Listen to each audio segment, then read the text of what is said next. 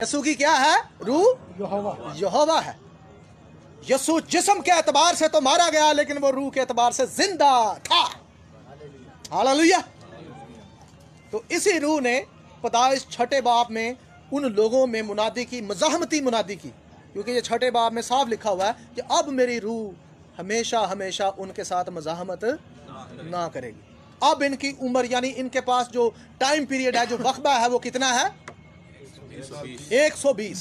Hallelujah. अब आगे बढ़ते हैं, बैठ जाओ।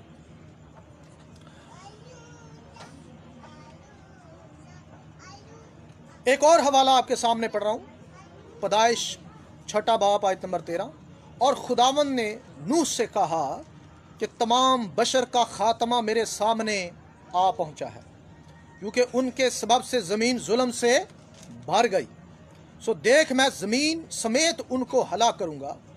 तू गोफर की लकड़ी की एक कश्ती अपने लिए बना, उस कश्ती में कोठरियां तैयार करना और उसके अंदर और बाहर राल लगाना। अजीजों, जब 120 साल का टाइम पीरियड शुरू होता है तो नूह को कश्ती बनाने का हुक्म दे दिया जाता है और नूह कश्ती बनाना शुरू कर देते हैं। उनकी टीम, उनकी फैमिली होती है। उनकी टीम कौन है? 8 लोग हैं जो इस कश्ती को तामीर करना शुरू कर देते हैं। कितने लोग हैं? 8 लोग। अब जब तूफान आता है तो आयत नंबर 7 की 6 पढ़ रहा हूं।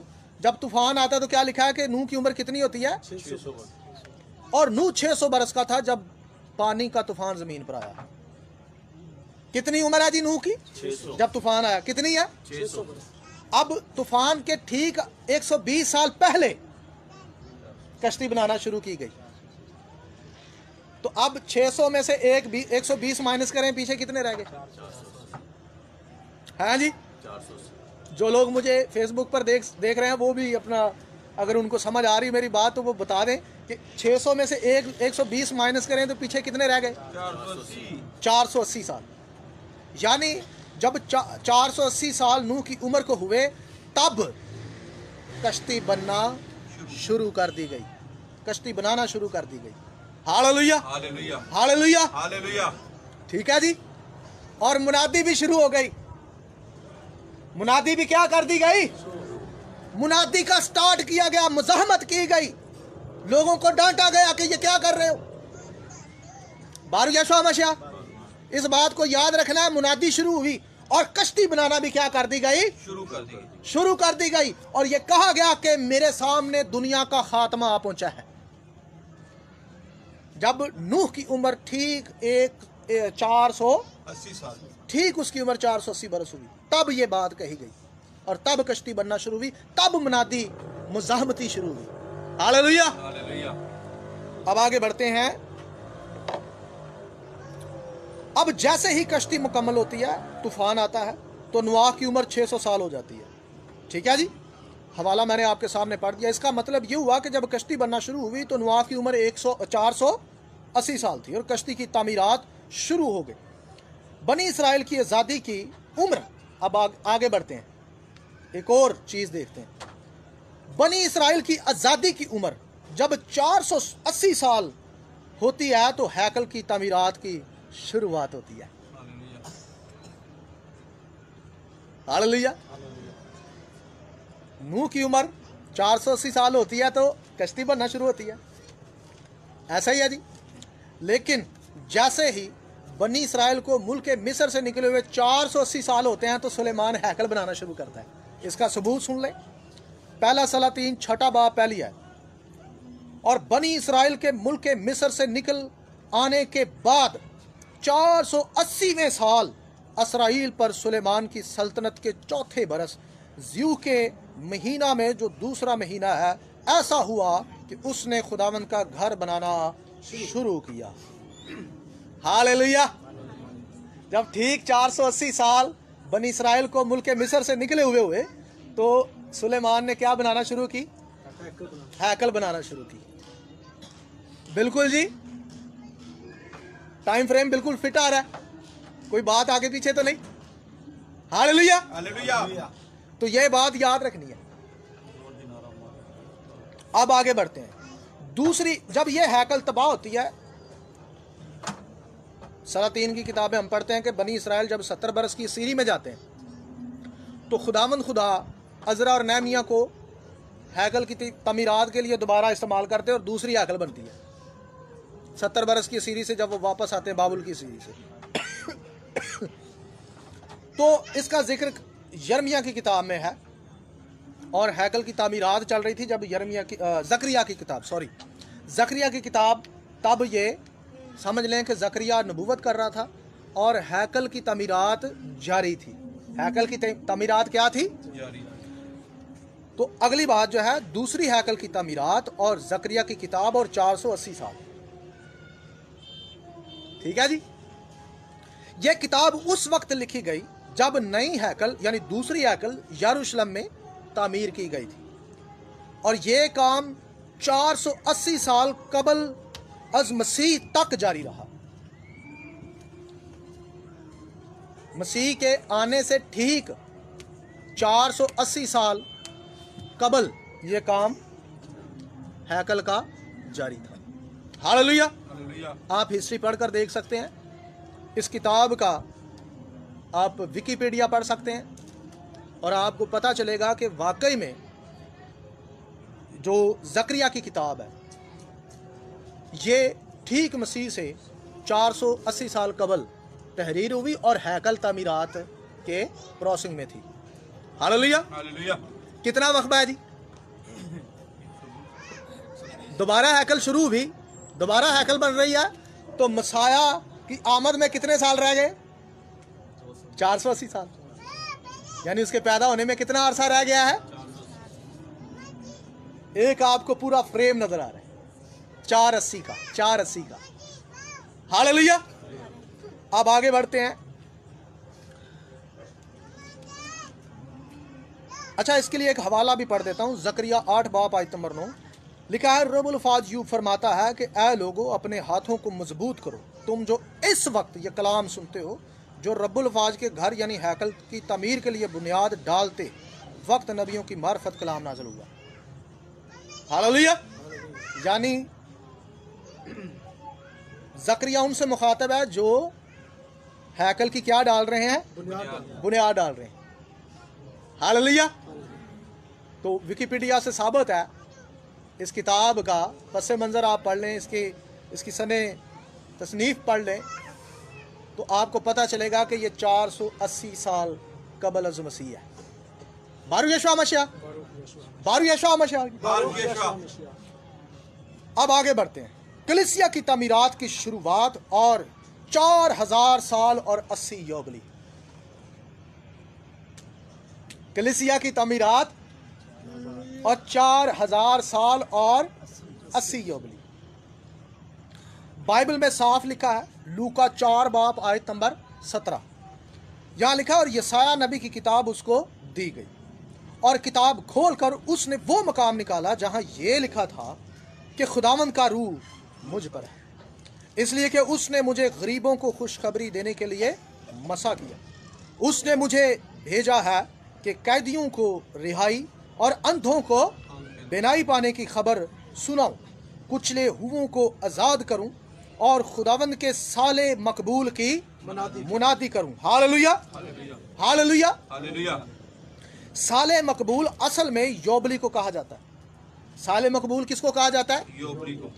योबली को कहा जाता है, क्योंकि जो काम मुनादी का जिक्र यहाँ लूका में किया गया है, ऐसे ही आज़ादी की मुनादी अहबार में साले योबली में की जाती थी। इसके लिए पढ़े अहबार 25 बाब आयत नंबर 10, यहाँ लिखा, और तुम 50वें बरस को, क्या लिखा है? तुम 50वें बरस को क्या जानो? मुकद्दस जानना और तमाम मुल्क में सब बशिंदों के लिए आज़ादी की मुनादी कराना। ये तुम्हारे लिए योबली हो, इसमें तुम में से हर एक अपनी मलकियत का मालिक हो और हर शख्स अपने खानदान में फिर शामिल हो जाए। हालेलुया। बारू यशवा हमेशा। यानी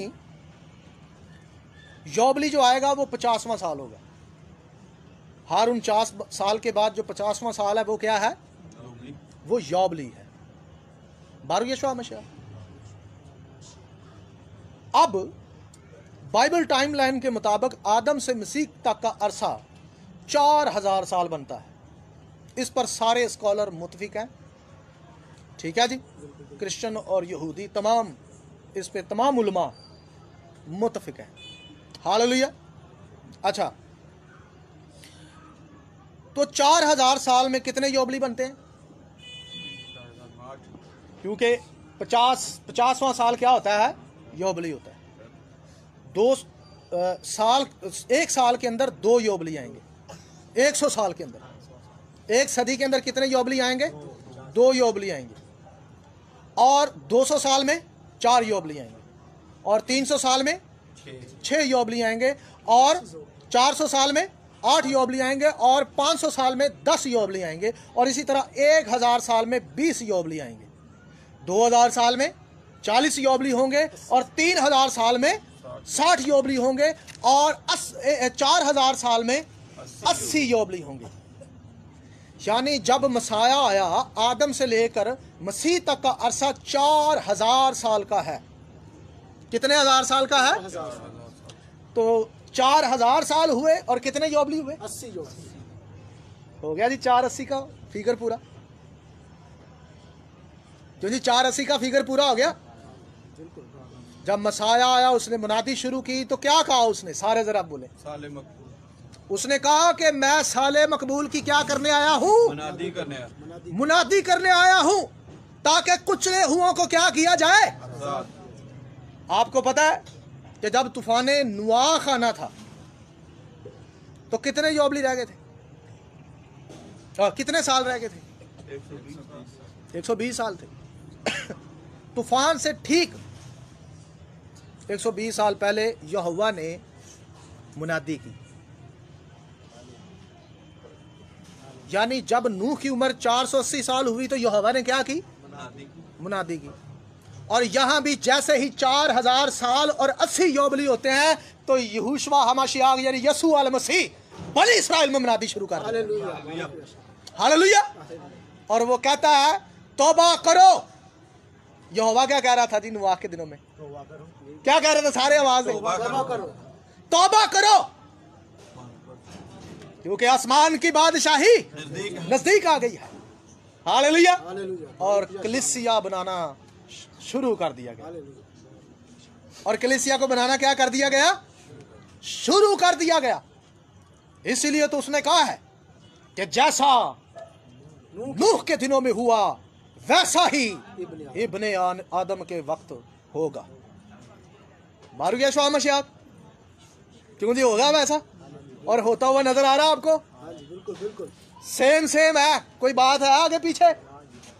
हालेलुया, हालेलुया, हालेलुया, हालेलुया।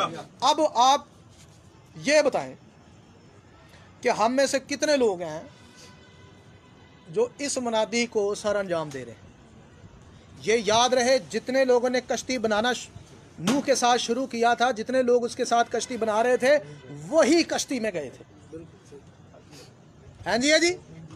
अब मसला ये है कि हम सारे कश्ती बना रहे हैं या अपनी जेबां गर्म करने लिए टोले बना रहे हैं?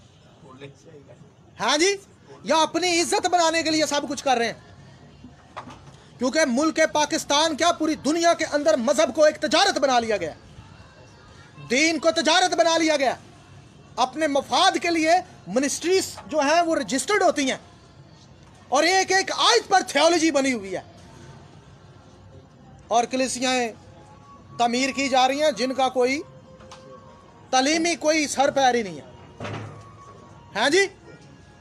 जिनमें यहोवा मुनादी करता हुआ नजर है नहीं आता। इब्ने आदम की कोई आवाज नहीं है वहां पर।